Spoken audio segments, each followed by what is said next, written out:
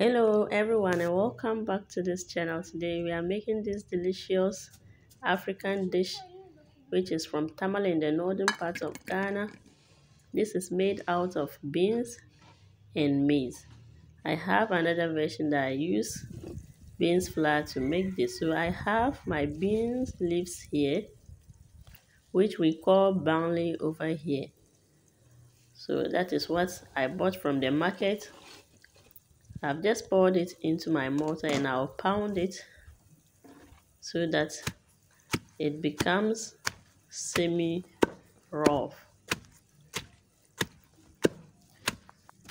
With beans leaves, you can use it to make soups. You can use it to make tubani, or you can use it to make this popular dish that I'm going to make.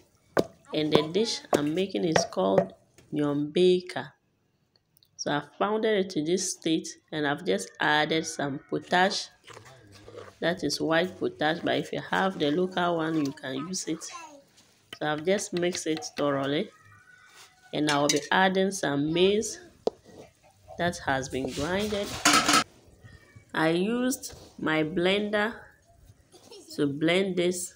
That is the small part of the blender that is always used for grinding cereals and other stuff. So that is what I use to grind my maize.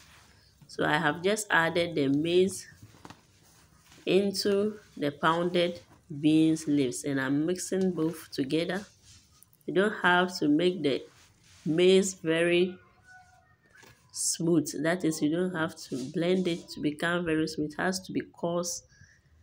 So now I have mixed it thoroughly and I'm just going to pick a handful of it and then squeeze out the excess water in it.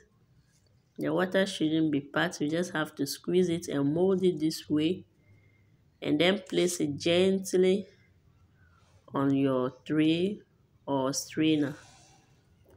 That is what I'm going to use to steam my yonbeika. You don't put the yonbeika directly in the water, but you rather steam it so the steam will let it get cooked.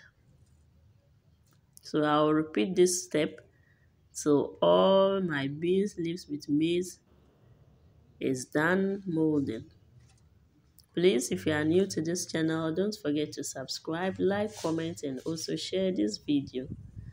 So now that I am done, I have placed my cooking pot on fire already and I've added some water and also lined the cooking pot with some sticks.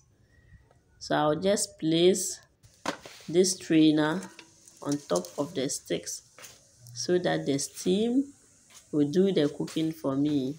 So I have covered it with my lid and in 20 minutes my yombeika is cooked.